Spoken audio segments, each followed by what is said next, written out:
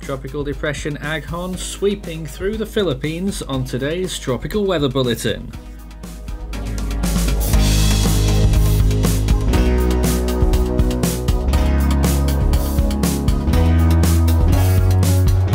And now the latest around the wide world of tropics. Tropical Weather Bulletin for May 25th. So we now have two classifiable tropical depressions, Aghon, which is moving through the northern part of the Philippines now, and Tropical Depression 99B, which still hasn't been named or designated by either agency yet, heading towards the coast of the Bengal region. It's May 25th, 17 storms so far, 7 days until Atlantic hurricane season begins, and it currently looks like this. Not much going on here. There's a little disturbance in the Sargasso Sea that the National Hurricane Center has just given up on, and we have a moderate risk for severe weather in the US today, and that could go high later on. Day 11 of the Eastern Pacific hurricane season, where we have one or two little disturbances in the lower latitudes. There is one or two rumblings that there could be a brief system at a low latitude in the next week, but we haven't yet marked that. That's something to keep an eye on. In the Western Pacific, Tropical Depression Aghon, which is moving through Quezon right now and then moving northwards and northeastwards. We expect it to start strengthening quite a bit more soon. It is already tightening up right now. There could be a case for it being a tropical storm already. And in the North Indian Ocean, of course, we've got this tropical depression, which they've not named or anything like that yet. The India Meteorological Department on that right now, calling it a deep depression, and we're still expecting it to rapidly intensify before it reaches land, although it is running out of time. In the Southwest Indian Ocean, no areas of interest anymore. Of course, Iali came and went, but its remnants have still been traceable. I've not checked today, but I think that cloud cover up there might still be associated with it. I'll have to go and have another look. But that's because we're too busy looking at the current storms in the Northern Hemisphere. Aghon right now, just 9 kilometers from General Luna, 12 from Catanduan, 36 from Gumaca, 72 from Lucena, and 170 from Manila. Signal 1 warnings in effect for large parts of Luzon and the northern Visayas region, extending as far south as Masbate and as far north as Aurora right now, and extending westwards to Batangas and Pampanga. Signal 1 warnings for all of those locations and in between. Let's take a look at satellite imagery. First of all, for the Bay of Bengal system, it is actually higher risk than the Philippine storm right now, just that it doesn't have a designation yet. And you can see possibly why, because it's huge. Why it's a higher risk? Because it is producing huge amounts of rainfall, or has the potential to, over a wide area. And if it does strengthen quite quickly, it could produce very strong winds over a large area all across the Bengal region, extending further south in some areas as well.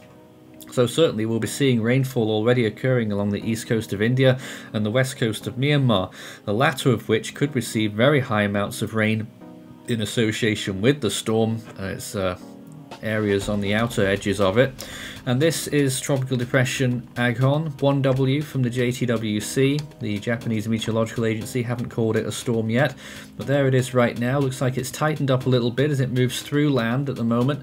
That very short, thin part of the peninsula moving northwards, and we expect it will turn northeastwards, although if it still moves further to the west, then it will have a bit more trouble if it does continue over Luzon, and it may still not even leave the island because it gets sucked up into those higher elevations. So it really has to start turning soon if it's going to get stronger later on to the northeast. But blowing up a big burst of convection right now over some of those islands right now. I think that's Marinduque, and this is the latest rapid scan from Himawari 9 moving northwestwards at this time, and you can see it's appearance is looking really pretty good near the center of it, producing very high amounts of rain, I would imagine, and some of the outer bands, especially to the north, flinging lots of rainfall up through the rest of Luzon. This is a precipitation viewer showing that the biggest dome of precipitation is lying on the south side of the center of the storm, and yet radar shows quite a lot of heavy rainfall in those northern bands as well, sweeping through the central and even into northern parts of Luzon. Here's the Atlantic right now and the eastern coast of the United States. There's that area of interest still off the shore there, not far from Bermuda now.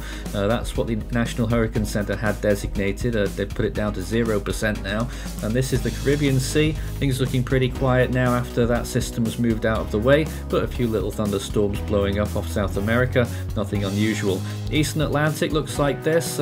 Still looking for the first real wave off the coast of Africa. Not much has happened there yet. Of course, we don't expect it to for a while. And the East Pacific, a few little disturbances at very low latitudes at the moment, not looking very organized. A wide shot of the Pacific system, the West Pacific, showing it does have a very large influence, it has to be said, extending through to some of the Japanese islands already, or getting close to there. And this is the extremely large area of interest in the Bay of Bengal Depression. Enormous amount of rainfall and partly monsoonal and really combining together to produce an enormous cyclone. Sea surface temperatures in the eastern Pacific are still building gradually, and it's up to 30 to 32 degrees Celsius south of Mexico. 26 degrees Celsius waters extending well into the Gulf of California now. Off the Atlantic coast, we've got that big tongue of warm waters now on the Gulf Stream, and the Gulf of Mexico is nearly fully filled up with 26 degrees Celsius waters. The hottest spots of the basin in the western and central Caribbean. In the West Pacific, it's looking like this. Very warm waters off the east coast of the Philippines, of course, where this system is right now. It's looking at 30 to 32 degrees Celsius waters. South China Sea also very warm. Bay of Bengal just gone off the boil slightly thanks to this system, but still extremely warm waters up to nearly 32 degrees Celsius, especially where it's still yet to track towards the coast of Bangladesh. And this is the Southwest Indian Ocean showing still significant warm sea surface temperatures in those lower latitudes. But down near Mauritius, 26 degrees at best. Near Australia, it's also losing those temperatures slowly but surely. Hardly any 29 degree waters now off Australia, if at all, down to 28. But most coastal areas are quite a bit lower than that already too. South Pacific also fading away from some islands of Vanuatu, and still quite warm around Fiji and the northern part of Vanuatu, but those temperatures of course are receding. Compared to average, this is what it looks like. The Atlantic extremely warm, 3 to 4 degrees above average, and the cool pool in the Sargasso Sea continues to shrink. The Eastern Pacific still has that corridor of warm waters as well. South China Sea looking very good, 3 degrees above average. Bay of Bengal still in that little area where that storm's yet to track, extremely warm up the coast, 4 degrees above average possibly. Oceanic heat content continues to build in a few spots in the Eastern Pacific, and I have to say it has been disrupted a little bit in the Western Pacific there, probably to do with this cyclone, but still looking mighty good in large parts of the Philippine Sea there. Extremely high values of oceanic heat content, which can really propel and produce rapidly intensifying storms.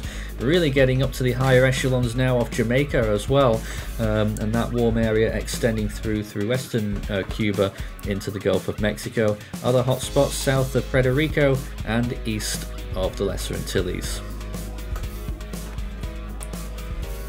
GFS computer model over the next 5 days shows that this system in the Bay of Bengal will continue to move generally northwards, and we expect that the landfall may occur close to the India-Bangladesh border, and it could produce storm force winds for Kolkata quite comfortably and very heavy rainfall, and we expect that this storm will still reach Category 1 hurricane equivalent status and make landfall near that intensity with a pressure in the upper 960s. In the Western Pacific, we're looking out for this depression to just pop off the coast of the Philippines, and off it goes. It strengthens quite substantially there, and we're expecting now a Category 1 peak from the storm as it moves northeastwards and passes quite clearly away from the main part of Japan. Watch closely again as it starts developing very quickly just as it leaves the peninsula and the Polillo Islands, and off to the northeast it goes. becoming fairly substantial. I think the model actually shows Category 2 winds there, but I would not be so confident in that. Looking at rainfall for that whole area again, this is actually yesterday's run, but it hasn't changed very much since then. I must have forgotten to do today's run, but we're still expecting very high amounts of rain for some of these areas, particularly where the storm makes landfall in the Bay of Bengal. We could be looking at up to 20 inches of rainfall, 500 millimeters, with some areas in Myanmar could be looking at quite a bit higher than that possibly, and in the Philippines we're looking at total amounts in some areas up to 12 inches, 300 millimeters, but if it continues to deviate a little bit further west, that'll obviously spread over the Manila area and the rest of Luzon. In the longer range, day 5 to 10, there's some other systems that try to form in the Western Pacific. There's one out to sea over there, maybe another one behind it that tries but fails. And at the very end of that run, another big cyclone starting to form just west of the Philippine Islands. So it really is getting quite busy if all that comes to pass. But that will be into the first week of June there, and we'll have to wait and see. We've obviously not marked any of those just yet. So it's a wait and see on those potential other systems that we might start to see. Scan the barcode and that will take you through to the Force 13 merch store, where you can take a look at all of our items as well as our full season and individual storm animations on request. We also have our Still Waiting for Hone t-shirts, which are still there as well because we're still waiting for that storm. In the Scilly range then, what continues to happen with the Western Pacific system? Well, that's a typhoon making landfall on the west coast of the Philippines, probably near Vigan, and then moving northeast, passing close to Taiwan as a typhoon as well, and then eventually drifting off to the east in the end. Another storm there off the right hand side of it too. So it really does get quite busy in the Western Pacific there. I think that's 4 different systems, or no, I think it's 3. It's 3 different systems there in the Western Pacific that forms after the current one, if the GFS has its way, which it won't, I can tell you. Not all of those will form, if any. And what's this? The Southwest Indian Ocean still doesn't want to give up, producing another borderline hurricane there in the 1st to 2nd week of June, taking a similar track to Iali at first, and then moving northwards and passing over the equator again. Oh, what fun. Well, that's going to be, if that happens in the Scilly range here, first of all, it's very unlikely, but second, it would affect mostly the Seychelles as it moves westwards and then northwards. Oh dear, could it happen again? Who knows? But on this day, something massive happened, and it was Typhoon Mawar. Of course, we all remember it, only a year ago, but it was actually a year ago, May 25th, 2023. The storm was just about to reach its peak, and a beautiful picture there from the International Space Station of the storm near its peak intensity. An extremely impressive storm with a, classic donut shape eye wall and beautiful eye in that storm. One of the picks of 2023 worldwide, that's for sure. Around, I think, 185 mile per hour Category 5 storm it turned out to be in the end. Extremely powerful. Well, back to today, we are code orange for the Bay of Bengal still. It's still a big threat. In the Atlantic, the first name on the list this year is Alberto. In the Eastern Pacific, it's Aletta, and in the Central Pacific, it is still Hone. Still stuck at 17 storms so far. Of course, the depressions haven't become storms yet, so we haven't added to that tally. In the Western Pacific, it's Uinyar. In the North Indian Ocean, it will be Ramal next up. Still, both of those, we should get them soon, but still hasn't happened yet. We're up to 20 depressions, by the way, this year, if you were wondering. And in the Australian region, the next name is Robin. Southwest Indian Ocean, could it be Jeremy? And the South Pacific, the next name is Pitta. That's all from today's Tropical Weather Bulletin. We'll be back again tomorrow. Become an Ultimate Fan today.